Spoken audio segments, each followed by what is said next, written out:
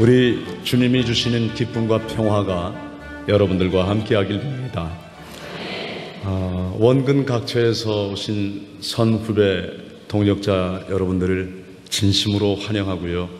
얼마나 반가운지 모르겠습니다. 특별히 영성과 영성생활 또는 영성수련에 깊은 관심과 또 정진이 있는 여러분들을 향해서 제가 한번 다시 정중하게 인사를 올리고 싶어요. 제 인사말에 공감이 되는 분들은 따라 하셔도 되고요. 하나도 안 반갑다 인가나 그러면 가만히 있기 바랍니다. 반갑습니다. 네, 감사합니다. 네, 사랑합니다. 네, 여러분을 축복합니다. 아름다운 세상입니다. 네, 고맙습니다. 제가 부산에서 집회를 마치고 마지막 비행기를 타고 김포 공항에 온 일이 있었습니다. 그날 너무너무 지쳤습니다. 저는 그날 택시를 타고 청량리까지 오게 되었습니다. 앉자마자 너무 지치고 피곤하니까 택시 뒷좌석에 머리를 기대고 눈을 감은 채 저 청량리까지 갑니다. 그리고 이제 눈을 감았습니다. 기사님이 한참 가다가 음악을 트셔요. 그러면서 볼륨을 줄일까요? 올릴까요? 그래요. 그래서 그때 들려오는 음악이 복음성가였습니다. 그래서 제가 그냥 갈 수는 없잖아요. 그래서 기사님 크리스찬이시군요. 그랬더니 아닙니다. 그러는 거예요. 얼마나 놀랐는지. 이거 뭡니까? 그랬더니 접대용입니다. 그래요.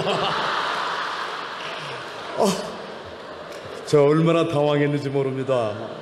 그럼 기사님 제가 어떻게 기독교 신자인 줄 알고 이 음악을 들려주세요? 그랬더니 아이고 바퍼 목사 모르면 간첩이디. 간첩도 그 정도는 알고 오겠구만. 그러는 거예요. 그래서 근데 정말 놀라우십니다. 어떻게 이렇게 손님을 위해서 접대용으로 이렇게 다 가지고 다니는 게 여러 가지 있나 보죠. 그랬더니 택시 기사 경력 20년이랍니다. 그래서 이제 딱 손님이 타면 5분 내에 상황이 종료가 된대요.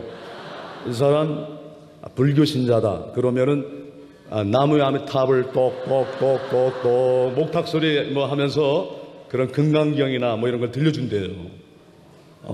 천주교 신자다. 천주교 신자들이 듣는 음악을 들려주고 우리 기독교 신자다. 기독교 신자들이 자주 듣는 음악을 들려준다는 거예요. 놀랐어요. 저는 목회 생활 이제 19년이거든요. 내년이면 20년인데 아직도 사람을 보면 알곡인지 쭉쭉인지 파악이 안 되는데 그분은요 단번에 자기는 파악이 된대요. 난 멀었구나. 멀어도 한참 멀었구나. 그 생각을 해본 일이 있습니다. 참 부족한 사람이 기독교 영성의 위대한 전통 가운데 저에게 맡겨진 성육신의 전통에 대해서 강의를 준비하면서 먼저 저 자신이 아주 큰 은혜를 체험했습니다.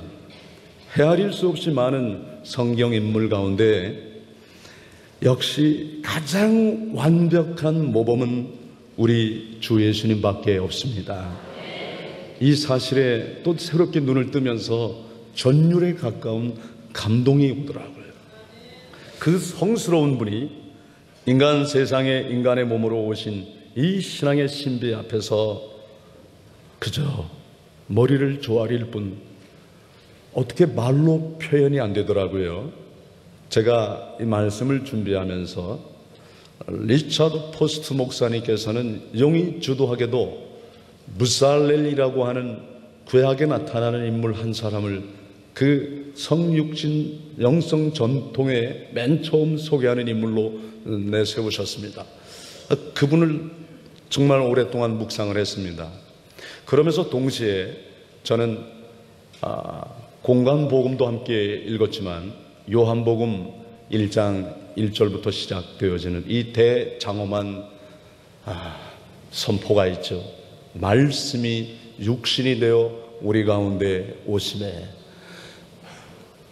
하나님이 인간의 몸을 입고 인간 역사 위에 뛰어들어오신 이 놀라운 사건을 어떻게 우리가 말로 다 형용할 수 있겠습니까? 신비 자체인데, 이 성육신의 영성이야말로 이 신비는 신비로 풀어갈 길이 없더라고요.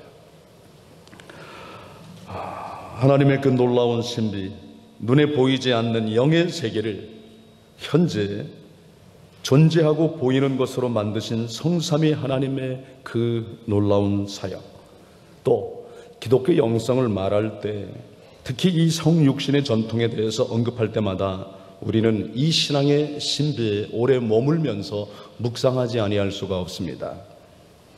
정말 오랜 세월을 이 말씀을 렉시오 디비나로 듣고, 그 렉시오 디비나로 하나님 말씀을 말씀되게 하여 들으면서 그 들은 말씀을 깊이 반추하며 묵상하지 아니하고는 도저히 근접할 수 없는 영성의 한 물줄기가 성육신의 영성이라는 사실을 다시 깨닫게 되었습니다. 우리는 말씀이 육신이 되어 오신 예수님처럼, 또한 성육화의 그 신비를 목숨 걸고 받아들인 그의 모친 마리아처럼, 그분들이 표현했던 것처럼 똑같이 성육신의 영성과 그 신비를 다 알 수도 없고 표현할 수도 없습니다. 지금까지 대다수 크리스찬들은 하나님의 임재를 낮에는 구름 기둥으로 인도하시고 밤에는 불 기둥으로 인도하시고, 또 그 이전에 바다를 마치 육지처럼 건넌 놀라운 그야말로 홍해가 갈라지는 역사도 경험한 이스라엘 백성들, 하나님이 그들에게 새겨주신 모세의 십계명, 또는 매주일 우리가 접하게 되는 하나님 말씀의 선포인 성직자들의 설교나 성례전 등을 통해서 찾으려고 많이 노력해 왔었습니다마는,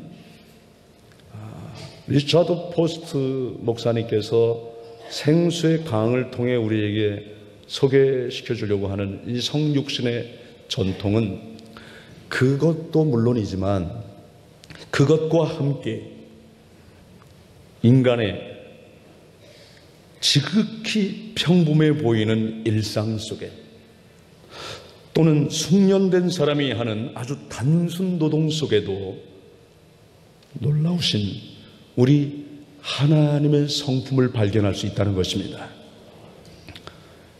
여러분, 하나님의 작품인 이 놀라운 대자연을 바라보면서 하나님 그분을 읽지 못한다면 정말 그건 영적인 까막눈일 것입니다.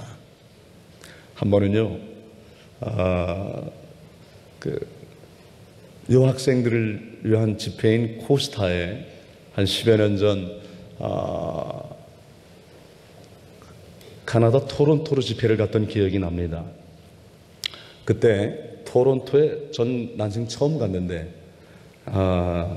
그 지역에 사는 목회자가 그래요. 목사님, 혹시 나야가라 폭포 보셨습니까? 그래서 아니요, 못 봤는데요.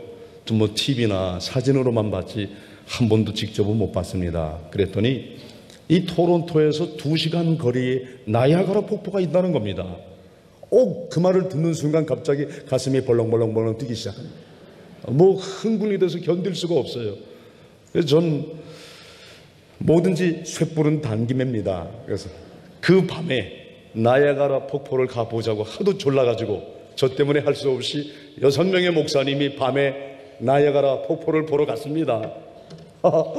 저는 주차장에서부터 흥분되기 시작했습니다. 귀로만 먼저 들리는 거죠. 거대한 폭포가 떨어지는 그 물소리가 얼마나 장엄합니까? 왕왕왕왕왕왕 들리는데, 태초에 천지가 창조되었을 때 이런 소리가 들렸을까, 아으 뭐 이러면서 감탄사가 계속 나오기 시작하는 거예요. 이러면서 막 시심이 끌어올라서 막 시도 지금 적을 판인데, 그 중에 6명의 목사님 중에 내가 누구라고 말 안 합니다. 우리 한국교회 목사님이에요. 목사님 한 분이 폭포를 보자마자 5분 만에 가자는 겁니다. 그래서 아니 어떻게 2시간 이상을 여기 달려와고 와서 어떻게 5분 만에 가자고 그럽니까? 그랬더니 증명사진 찍으면 됐지 뭐. 가자는 거예요.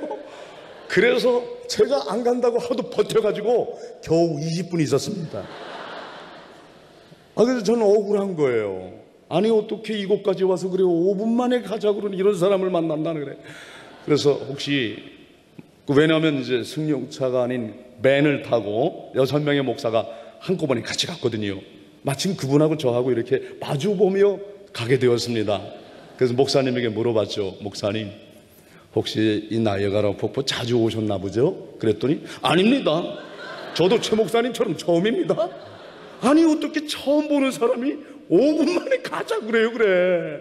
그랬더니 아니 나도 볼 건 다 봤는데 아니 혹시 이 폭포를 보시고 무슨 어떤 소감도 없나 보죠? 저는 시심이 다 끓어오르더구만요. 그러면서 우리 가면서 나야가라 폭포를 본 소감을 한마디씩 주고받으며 갑시다 그랬어요. 그분 순서가 됐습니다.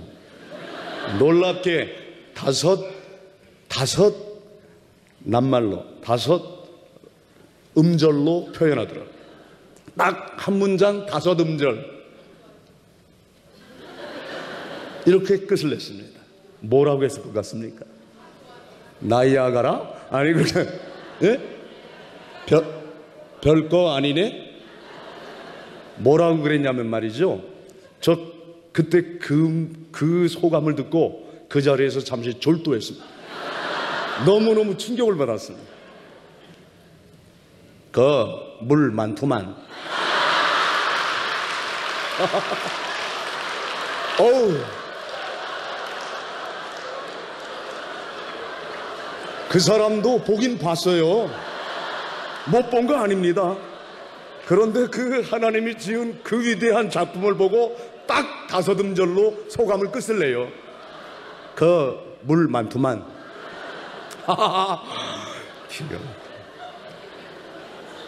제가 더 이상 할 말 없음 그랬습니다. 참.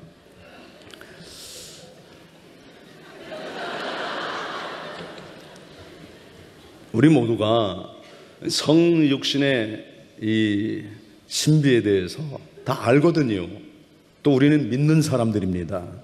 그 믿음을 가진 우리가 매년 성탄 때마다 그 높은 보좌 버리시고 이 낮고 낮은 땅에 오신 예수 그리스도의 그 탄생에 얽힌 신비를 말하면서도 어쩌면 이렇게 아무 감격 없이 감동 없이 물 많구만 이러고 끝내버리는 거나 다름없이 성육신의 영성의 이 물질기를 붙들지 못한 대다수의 많은 크리스찬들이 있다는 거죠. 여러분, 이 영성의 물줄기는 정말 우리의 삶으로 하여금 신비에 가득 찬 하나님 그 영성세계의 깊이와 넓이를 끝간데 없이 우리를 인도하는 줄로 믿습니다. 그러면 거대한 폭포 앞에서만 하고 감동하는 게 아니라 떨어지는 빗방울 하나에 꽃잎 위에 맺힌 이슬 한 방울에도 이게 열리면서 하나님의 그 놀라운 창조의 솜씨가 오늘 우리들에게 더 새롭게 다가오게 될 줄로 믿습니다. 자, 리차드 포스트 목사님은 부살렐이라는 인물을 맨 처음 이 성육신 영성을 소개하는데 참 저희들에게 안내해 주셨는데요. 한번 그 부살렐을 우리가 한번 만나볼까요?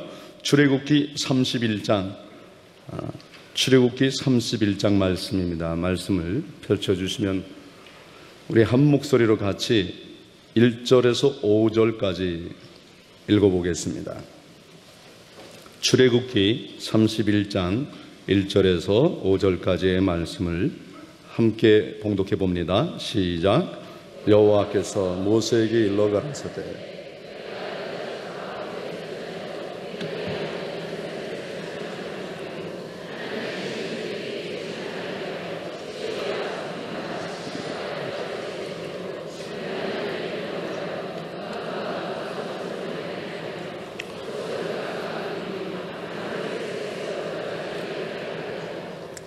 네, 부살레를 지명하여 부르시고 하나님의 신을 그에게 충만하게 했다는 대목에 여러분 주목해 보시기 바랍니다.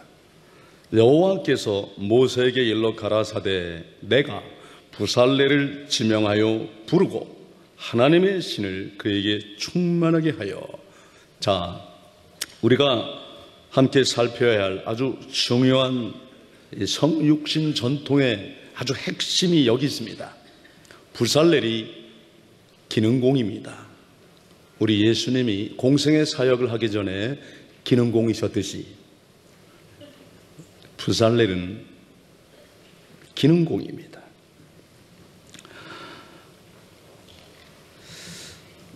우리 예수님이 목수의 아들이셨고 또 그 자신이 아버지를 대를 이어 목수 생활을 하셨다는 이 사실을 우리가 결코 간과해서는 이 성육신의 전통의 물줄기에 근접할 수가 없습니다.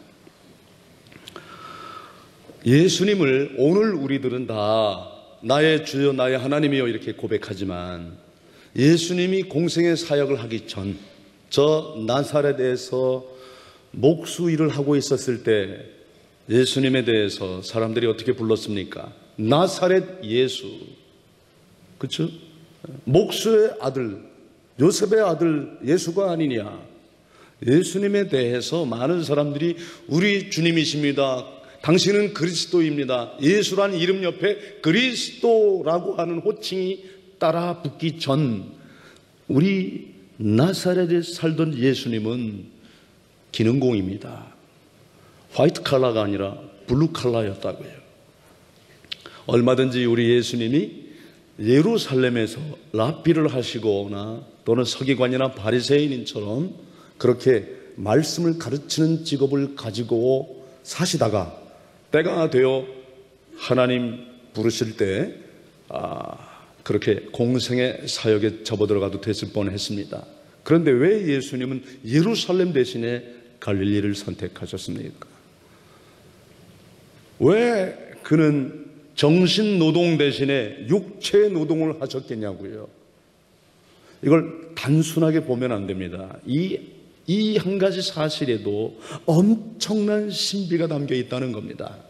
그래서 오랜 전통을 갖고 있는 베네딕트 분도수도회나 또는 성 프란시스코 성인을 쫓아 그 영성을 추구하는 이 프란치스칸들은요, 정신노동보다도 육체노동을 더 귀하게 여기고 있습니다. 예수님의 삶을 본받고 예수님처럼 살아가기 위해서는 오히려 육체노동이 반드시 필요하다고 여기는 사람들입니다. 그래서 하루 24시간을 그들은 항상 이렇게 배분해 쓰기를 좋아했습니다. 3분의 1을 기도하는 시간, 하나님과 대화하는 시간, 그리고 3분의 1을 반드시 노동 8시간 기도, 8시간 노동, 그리고 나머지 8시간을 휴식으로, 거기에는 수면과 또 구체적인 몸의 휴식이 같이 포함되어 있습니다. 이렇게 노동을 귀하게 여겼습니다. 그래서 노동이 기도요, 기도가 노동인 삶을 입으로 말로 하는 게 아니라 실제로 삶으로 살아간 분들이 대다수 소위 수도자들입니다. 그런 수도자적 영성의 물질을 갖고 사는 사람들은요, 노동을 정말 귀하게 여깁니다. 제가 저의 영적인 멘토인 우리 대천덕 신부님에게 제 20대 나이에 예수원을 쫓아갔을 때 그분이 이렇게 일러주셨습니다. 최일도 형제, 정말 노동이 기도이고 기도가 노동인 삶을 살길 원하는가? 그러면요, 그랬더니 그러면 그대가 이곳 예수원에서 노동할 때 아무 보상 없이 대가 없이 누가 알아주든 말든 그렇게 이곳에서 지내는 시간을 하루 8시간 이상 반드시 귀한 노동으로 들여보게, 하나님이 당신의 기도도 기뻐 받으시지만 당신의 노동이 곧 하나님께 올려지는 산제물이 될 걸세. 거기에 보상 없이 대가 없이 하나님께 온전히 올려지는 산제물처럼 노동을 그렇게 해봐라 그러더라고요. 그러면서 그렇게 한 일주일 살았더니 아주 귀한 기도를 했다 그러더라고요. 제가 노동을 했는데 제 노동을 기도라고 표현해 주셨다는 것 잊혀지질 않습니다. 그분이 저에게 기회가 된다면 꼭 이런 곳을 방문해 보라고 그렇게 일러주셨습니다. 혹시 영국을 가게 되거든 저 밑에 도버 해협 쪽에 무르도헙 공동체가 있다는 거예요. 독일 사람들이 영국에 건너가서 일군 공동체인데 그 뿌리는 무려 400년 이상이 간대요. 그러면서 그 공동체를 꼭 한번 방문해 보라 그래요. 그곳에서 성육신의 전통이 무엇인지 몸으로 보고 오게 될 것이다. 그리고 또 프랑스를 가게 되면 저 시골 마을 떼제라고 하는 곳에 우리 개신교 형제 브라더 로제가 설립한 떼제 공동체가 있는데 거기는 에큐메니컬 공동체로 여러 다른 교파와 교단과 교리를 또 심지어는 믿지 않는 사람까지도 함께 같이 공동체를 이루는 아주 귀한 공동체가 있다고 거길 가보래요. 그리고 파리의 라르슈 공동체, 그리고 독일에 가보게 되면 기독교 마리아 자매회를 꼭 가보고 그쪽 위에 그랑샹이라는 데도 가보고 혹시 스위스를 가게 되면은 라브리 공동체를 가봐라 그래요. 제가 그분이 일러준 유럽에 있는 그 공동체를 다 다녀봤습니다. 워낙 공동체에 너무 관심이 많았고 또 그 각 공동체마다 어떤 영성을 추구하며 살아가나 그게 너무너무 궁금했기 때문입니다. 그러면서 혹시 미국에 가거든 저 시카고에 레바 프레스 공동체가 있고 워싱턴에는 구세주의 교회가 있다 그래요. 그리고 그 펜실바니아 쪽에 문명사회를 거부하면서 전기를 쓰지 않으면서 그 아주 독특한 영성을 추구하고 있는 아미시 공동체도 한번 꼭 가봤으면 좋겠다 그럽니다. 그리고 저희 다헬 공동체가 미주에도 있는데 조지아 애틀란타에 있습니다. 조지아에 가면 코이노니아 농장이라고 지미 카터도 그때 거기서 영향을 많이 받았는데 그 조지아 농장을 꼭 한번 가보라 그래요. 역시 미대륙에 있는 그 공동체들 하나도 빠짐없이 다 다녀봤습니다. 그러면서 내린 결론 하나가 있었습니다. 2000년 전 초대교회 삶을 이 사도행전에 나타나는 이 원시교회의 모습 그대로 지금 여기서 하나님의 나라를 앞당겨 살려고 하는 사람들이 이렇게 곳곳마다 있구나. 하나같이 그분들이 2000년 기독교 역사 속에 내려오는 영성사와 그 영성의 맥을 붙들고 영성의 물줄기에 그 다양한 전통들을 다 나름대로는 균형 감각을 갖고 살려고 애쓰는 사람들이더라고요. 결코 오만함이 없고 독선적이지 않고 그러면서도 열려 있으면서도 다양성을 존중하는 그분들 삶을 보고 20대 젊은 시절에 너무 큰 충격을 받았습니다. 그래서 저는 그 유럽에 있는 공동체들을 신학생 시절에 경험해보고 어떻게 하면 저희 모교인 장로의 신학대학을 졸업하고 저는 이제 독일로 가서 선배들이 가서 공부하고 있는 독일에 가서 공부하기를 원했습니다. 근데 저희 집사람은 저와 생각과 뜻이 다 같은데 장소가 다릅니다. 프랑스로 가자는 거예요. 왜 프랑스야? 그랬더니 왜 기독교 목사는 전부 독일 아니면 미국밖에 없냐? 프랑스 그 알프스 남쪽에 프랑스, 이태리, 스페인 이쪽에는 결혼하여 공동체를 이루고 사는 이런 재속 수도 공동체가 참 다양하고 많은데 그분들에게 배울 게 너무 많다고 그러면서 말은 그렇게 했지만 집사람은 이제 고등학교 때부터 불어를 조금 했습니다.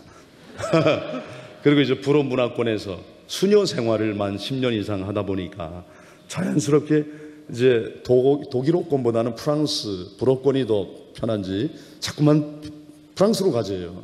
여보, 프랑스로 갑시다. 저 프랑스 저 북쪽에 스트라스부르크에는 좋은 개신교 신학대학도 있는데 얼마든지 당신이 더 공부하기 원하면 가서 공부할 수도 있습니다. 프랑스로 갑시다. 저는 독일로 갑시다. 그랬더니 하나님이 너희들은 청량리로 가라 그래가지고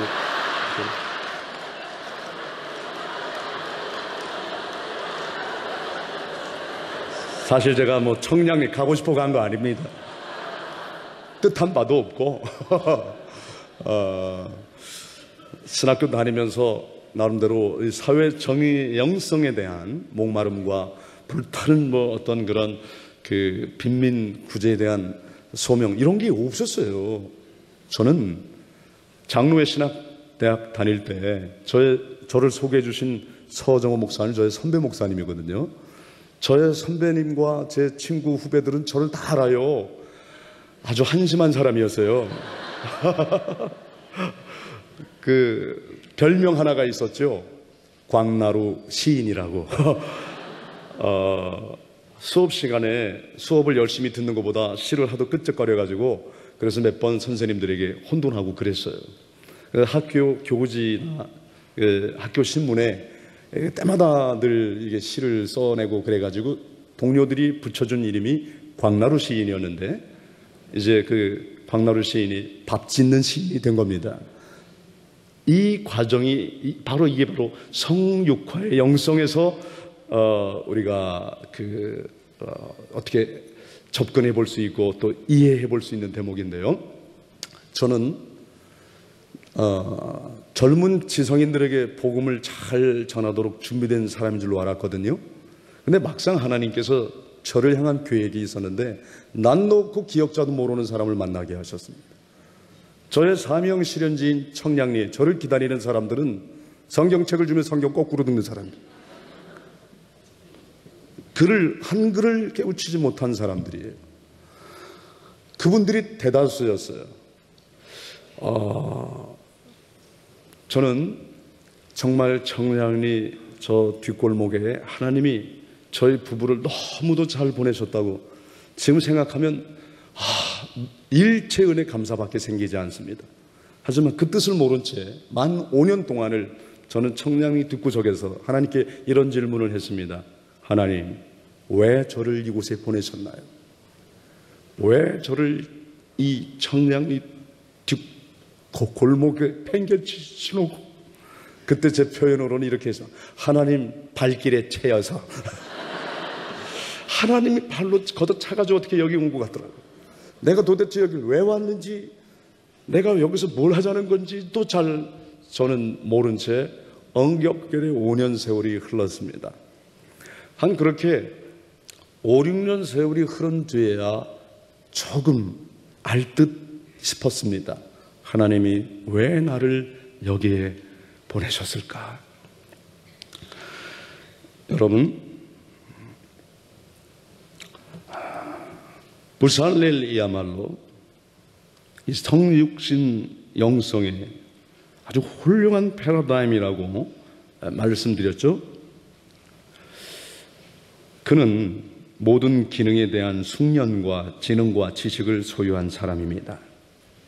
금과 은과 놋과 보석과 나무들을 예술적으로 사용할 줄 아는 사람이었습니다.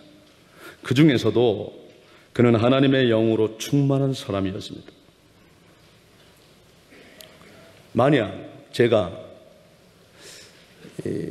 도시빈민 선교 사역을 하면서 사회정의 영성이 불타는 사람이었으면 저는 오늘 이 자리에 없습니다.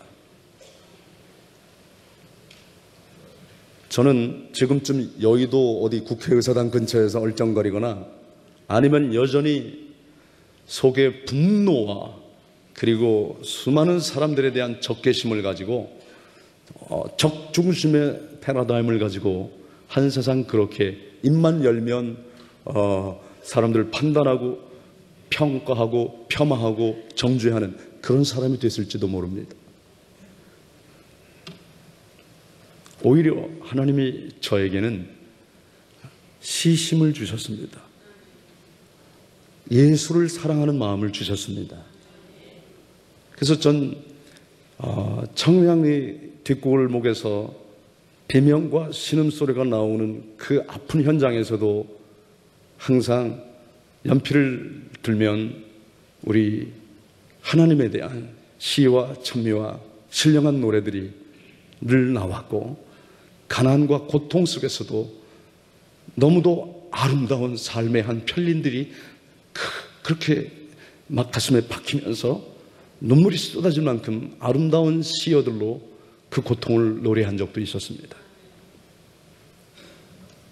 여러분, 부살렐이 가졌던 특징에 대해서 몇 가지 한번 살펴보겠습니다. 이건 물론 제가 살핀 게 아니라 리차드 포스트 목사님이 한 겁니다. 먼저 그는 상상력이 풍부했습니다. 그리고 두 번째, 그는 생각과 감정을 명료하게 표현할 수 있는 사람이었습니다. 세 번째, 그는 유능한 행정가였습니다. 하나님은 부살렐에게 보이지 않는 영의 세계를 현재 존재하고 보여주는 이 성막 건축을 관리하는 능력을 부여해 주신 거죠.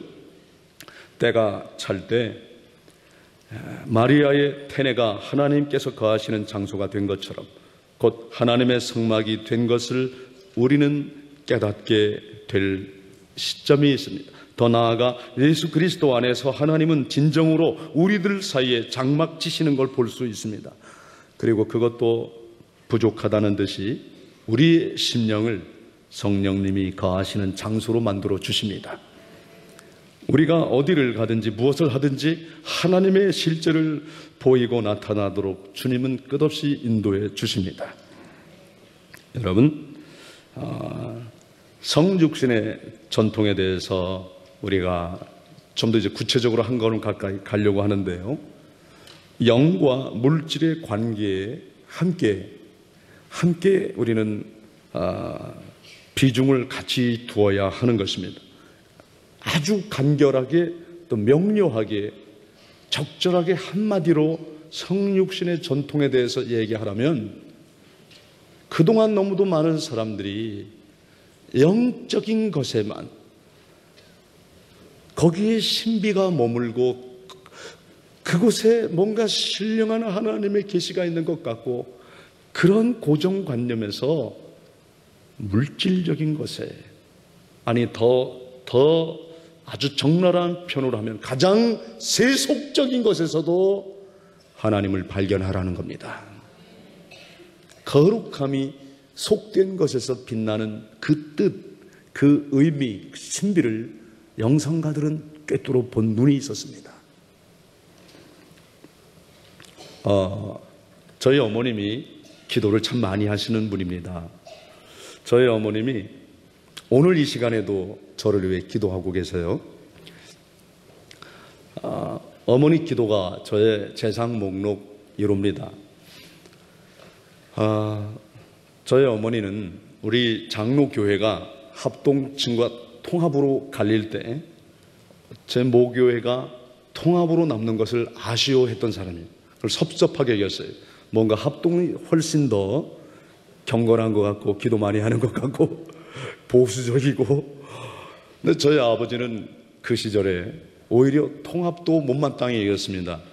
사회정의 영성에 대해서, 그리고 자유주의 신학을 주창하는 한신대 계열, 그리고 주로 좀 이제 자유분방한 사람들을 많이 이렇게 만나다 보니까 아버지는 신앙 스타일이 진보적이었고 저희 어머니는 굉장히 보수적이었습니다. 근데 어머니가 볼 때 우리 아버지는 너무너무 한심해 보였습니다. 그래서 어머니가 아버지에게 곧잘 이렇게 말씀했습니다. 호로 땡땡이 같다. 왜냐하면 저희 아버지가 하나님이 어디 예배당만 계십니까? 산에도 계시고 바다에도 계십니다. 나는 바다에 가서 하나님을 예배하고 오겠다고 바다 낚시를 챙길 때마다 어머니 속 터졌습니다. 그래서 어머니가 그럴 때마다 기도하기를, 주여 마귀 새끼가 역시하고 있습니다. 저 마음을 변화시켜 주시옵소서.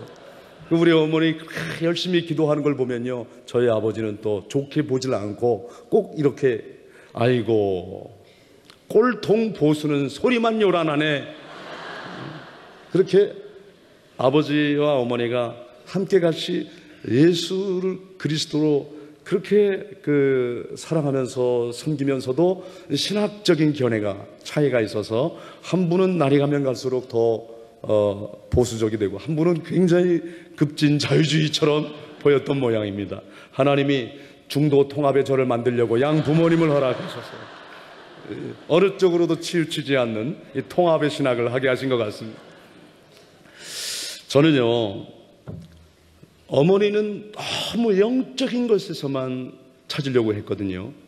그리고 굉장히 세상의 것을 속되게만 판단하셨어요. 그런 어머니에게 아버지가 꼭 가정예배를 드리면서 한 말씀을 하셨던 걸 제가 지금도 기억합니다. 37, 8년이 훨씬 지났는데 지금 기억합니다. 저희 아버지가 사도행전 10장을 펼치면서 베드로가 본 환상 이야기를 하시는 거예요.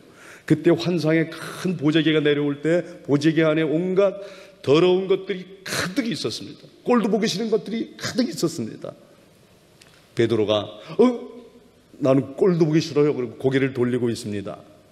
그런데 하늘에서 들려오는 음성이 베드로야 잡아먹으라. 아니 하나님, 꼴도 못 보겠는 걸 어떻게 잡아먹으라 그래요. 그런데 그런 음성이 3번 계속 들렸습니다. 그때까지 베드로 깨닫지 못하다가 하나님이 이 말씀하실 때 그에게 깨달음이 있었습니다. 베드로야, 내가 깨끗하다 하는 것을 네가 왜 속되다고 하느냐. 많은 그리스도인들이요 대단히 착각하고 있는 거 하나 있습니다. 우리 하나님이 깨끗하게 하신 것을 여전히 자기 생각 때문에, 자기 경험 때문에, 알량한 지식과 정보와 고정관념, 편견 때문에 속되다고 여기고 있는 겁니다. 여러분, 사람이 깨끗하면 얼마나 깨끗하고 속되면 얼마나 속되다는 것입니까? 다 그 사람들의 생각이요 느낌이지. 그 생각과 느낌은 다 지나가고 변하는 것인 줄로 믿습니다. 하나님의 눈으로 봐야지.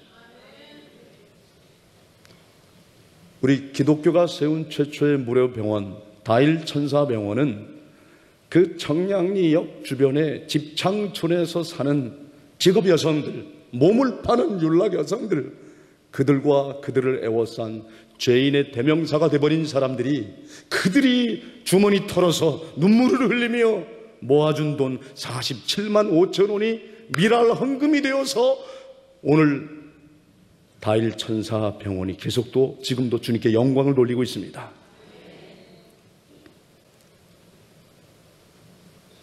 우리가 어떻게 그분들을 쉽게 판단하며 정죄할 수 있습니까? 주님은 만나는 많은 사람들에게 여러분 판단하지 마십시오. 판단하면 여러분도 그 판단으로 판단받을 것이며, 정죄하지 마십시오. 여러분이 정죄하면 여러분도 정죄받게 됩니다. 주님은 가는 곳마다 용서를 하라고, 그래서 내 원수까지 사랑하라고 말씀해 주신 줄로 믿습니다. 여러분, 영적인 것과 물질적인 것들은 서로 반대되는 것이 아닙니다. 상호 보완하는 것입니다. 하나님께서 최초의 천지를 창조하실 때 순간순간마다 보시기에 심히 어떻게 했습니까? 괴로웠더라? 하나님의 보시기에 심히 후회했더라? 심히 좋았더라 그랬죠. 여러분, 하나님은 당신의 작품을 바라보시고 너무너무 좋으셨습니다. 그것도 구어체입니다. 하나님께서 보시기에 심히 좋았더라. 이걸 만약 그게 문어체 문장이죠. 문어체죠. 이걸 구어체로 바꾸면 어떻게 될까요?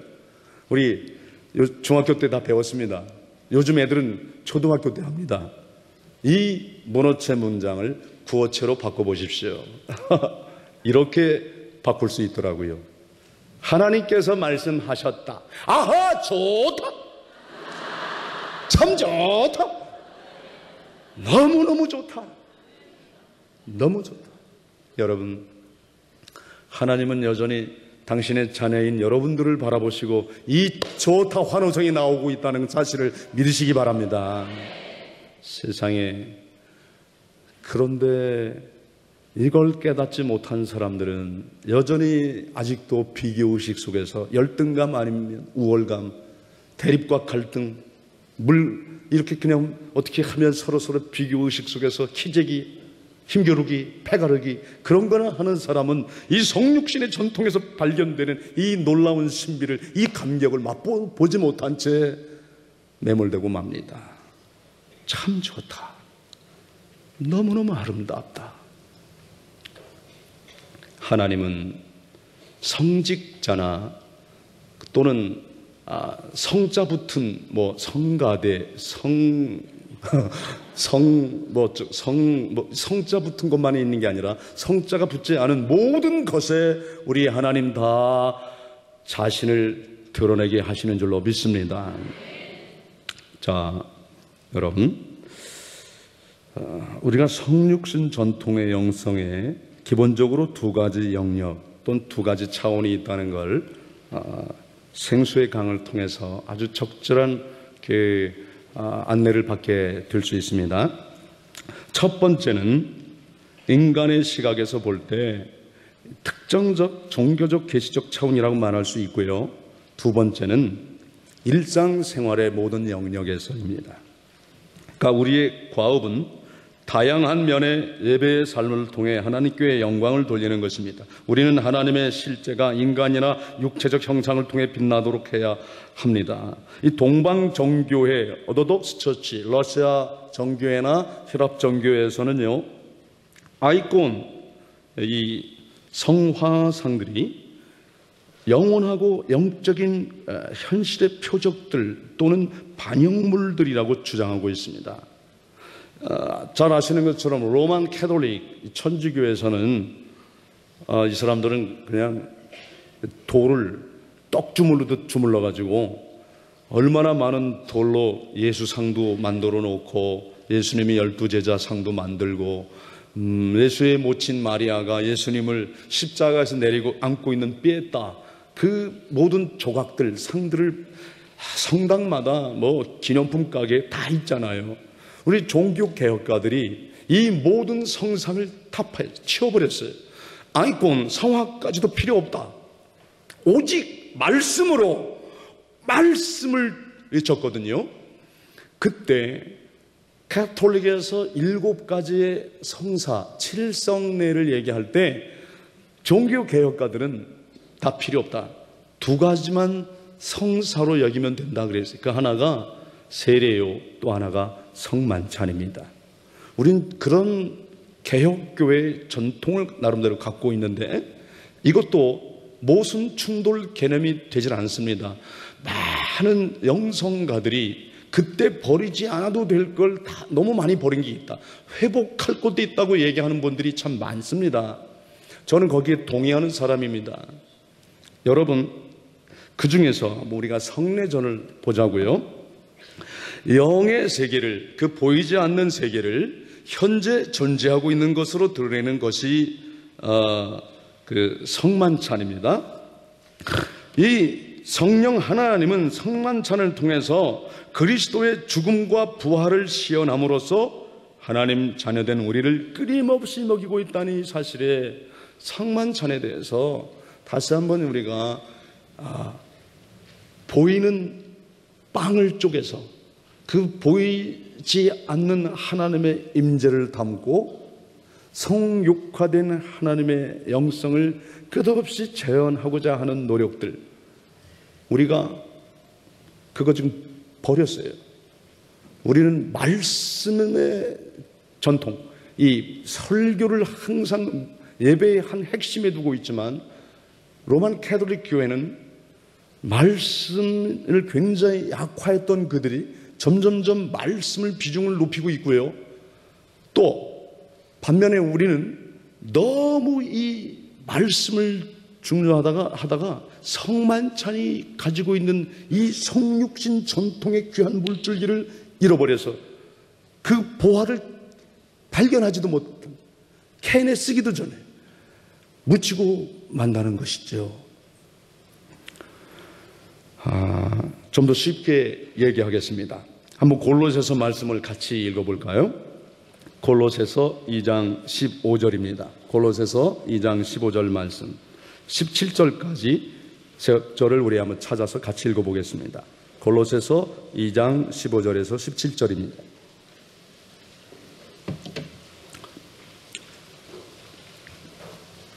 네, 시작.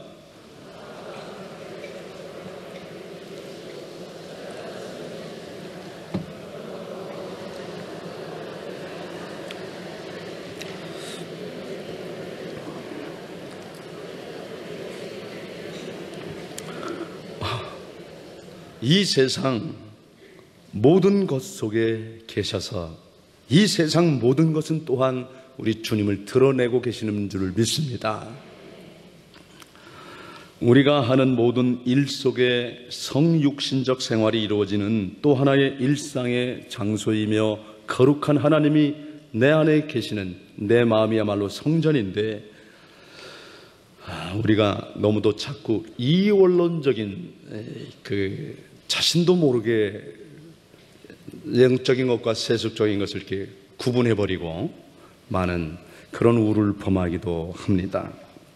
성육신 전통에서 잠재하는 위험들에 대해서 영성가들은 아주 친절하게 안내해 주고 있습니다. 자, 이제 모든 것이 다 우리 하나님을 드러내고 계시다. 모든 것 안에서 일상 속에서도 우리는 그 하나님의 뜻을 찾을 수 있다. 이제 이렇게 하다 보면 빠질 수 있는 위험이 있다는 겁니다. 그 첫 번째가 뭐냐? 하나님 이외에 다른 것을 하나님처럼 섬길 수 있는 우상 숭배의 위험입니다. 현재 자연 숭배가 아주 현대인들에게 크게 성행하고 있는 이유가 바로 이것입니다. 사람들이 신성한 물건과 그 물건이 의미하는 영적 현실을 올바르게 구별하지 못할 때 이 문제는 여지없이 발생합니다. 범신론에 빠지는 거죠. 아주 이거 경계해야 될 일입니다. 퀘이커들은 이보다 한 걸음 더 나아가서 세례와 성만찬을 포함한 모든 외적인 상징들을 다 거부했죠. 우상숭배 위험이야말로 진정한 위험이라는 것입니다. 창조자를 숭배하는 것보다 창조물을 숭배하는 것 늘 조심하라고 그들은 가르쳐주고 있습니다. 우리 종교개혁가들은 일체 모든 성상들을 다 타파했습니다. 그때는 매우 잘한 일입니다. 물론 지금도 잘한 일이라고 생각합니다.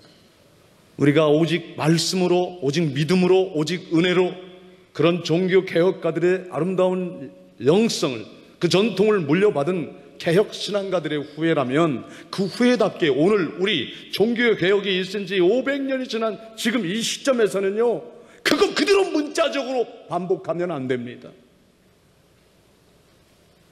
오히려 정말 우리가 개신이 되고 개혁이 되려면 오늘도 하나님 말씀 앞에 성육신의 전통이 우리에게 주고 있는 귀한 메시지를 들어야 합니다. 저는 그 메시지를 우리 한경직 목사님에게서 찾은 일이 있습니다. 성육신의 전통이란 무엇입니까? 한마디로 말하자면 이렇게 말할 수 있습니다. 보이지 않는 영의 세계를 현재 존재하게 하고 보이게 하는 섬김입니다. 우리의 육체들이 우리의 영혼과 조화를 이루어 일할 때 인격의 변화를 경험하게 됩니다. 그러므로 통합된 우리 자신은 성스러운 분의 거주지 성막이 되고, 또 그곳에서 우리를 매일매일의 삶과 또 활동을 통해서 하나님과 협력하게 하시고 하나님을 의지해서 하나님의 뜻을 실천해가는 법을 배우게 됩니다. 우리의 모범이시고 영원한 스승이신 예수님은 하나님과 동등됨을 취하지 아니하시고 육신을 입고 인간 세상 위에 인간으로 오셨습니다. 그것도 짐승의 먹이통 말 구유에 누우셨습니다. 우리가 진정이 성육신의 영성의 물줄기에 좀 더 가까이 가고 신비를 경험하고 이 영성의 맥을 전해주려면 우리 자신도 지금 있는 그 자리에서 한 걸음 더 내려가지 않고는 안 됩니다. 양보하는 믿어 자기를 비우고 내려놓지 않고는 불가능한 일입니다. 우리 주님 목수 일을 하셨습니다. 육체 노동을 하셨다는 겁니다. 자, 우리가 성육신의 전통에서 언급하려고 하는 영성의 본질이 나사렛 예수의 영성 생활이라는 말 한마디에 담을 수 있습니다. 어떻게 나사렛에서 선한 것이 나올 수 있겠느냐? 당시 예루살렘의 종교적 지도자들은 그렇게 얘기했습니다. 어떻게 저런 곳에서 선한 것이 나오겠느냐? 요즘 말로 하면 어떻게 청량리 588에서 뭐가 나오겠냐? 구로공단에서 어떻게 뭐가 나오겠냐? 저 난지도에서 어떻게 선한 것이 나오겠느냐? 그런 말이나 다름없습니다. 여러분, 그러나 우리는 더욱 저 높은 곳을 향하여 이 성결의 전통과 함께 저 낮은 곳을 향하여 성육과 영성의 전통 함께 균형 잡힌 영성을 살아야 될 줄 믿습니다. 철저히 더욱 낮아지셔서 더욱 낮은 곳으로 우리를 초대하시는 주님의 음성을 들어야 성육신 영성의 삶이 우리의 삶에서 목회 현장에서 꽃피어납니다. 마지막으로 저는 이 성육신 영성의 삶을 아름답게 살아간 한 분을 소개하고 마치겠습니다. 주후 2000년 20세기가 지나고 21세기가 찾아올 무렵에 유럽에서 이런 설문조사가 있었다고 합니다.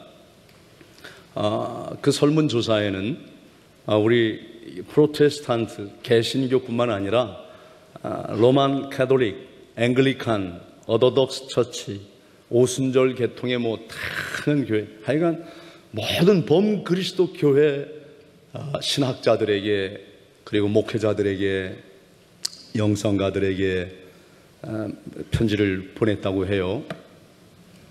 2000년 기독교 역사가 흘러왔습니다. 이 2000년 기독교 역사 속에 가장 예수님 닮은 예수의 제자가 누구라고 생각하십니까? 그 질문에 놀랍게도 역대 교황 중에 한 사람도 이름이 거론된 사람이 없습니다. 추기경도, 이름 대면 알만한 우리 기독교가 배출한 그 유명한 부흥사 없었습니다. 수많은 사람들이 이 한 사람에 주목했다고 합니다.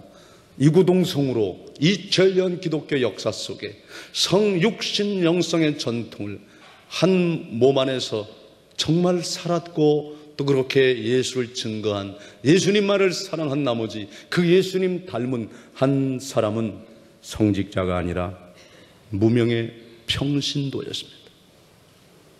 저 이태리 아시스라고 하는 시골에서 태어난 프란치스코, 성 프란시스입니다.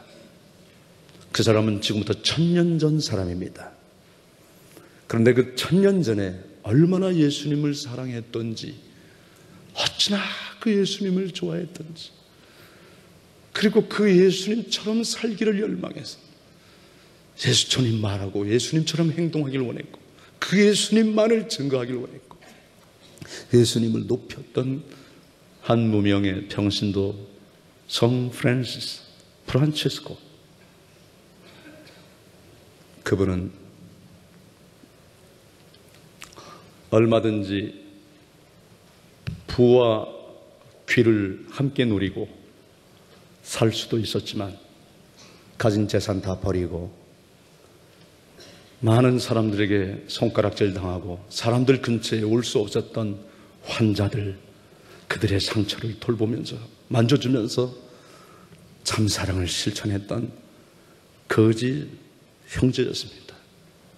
그 당시 로마 천주교 교회가 모든 좋은 것을 하나님께로 그런 구호를 외칠 때 가장 높은 곳을 향하여, 그래서 예배당을 줘도 하늘을 찌를 듯한 유용을 자랑하는 대성당을 지으려고 할 때 프란시스코는 저 낮은 곳을 향하여, 오늘도 고통과 눈물 속에 신음하고 있는 이 땅에 소외된 영혼들의 눈물을 씻기시는 예수님을 저 가난한 형제들에게서, 병든 사람에게서 찾을 수 있다고 한 걸음 더 내려가야 된다고 말씀하셨습니다. 만약 그때 로만 캐톨릭 교회가 그 프란시스를 이단자로 처형했다면 오늘날 어쩌면 로만 캐톨릭 교회는 이 역사 속에서 사라져버린 종교가 됐을지도 모릅니다. 그런데 그때 그 프란시스의 음성을 주의 음성으로 들었습니다. 그들을 품어 안았습니다. 그래서 교회 안에서 교회를 새롭게 하는 운동이 된 겁니다. 레노바레야말로 교회 밖에서의 운동이 아니라 교회 안에서 교회를 새롭게 하며 이 민족에 희망을 줄 수 있는 영성 운동이라고 확신합니다. 감사합니다.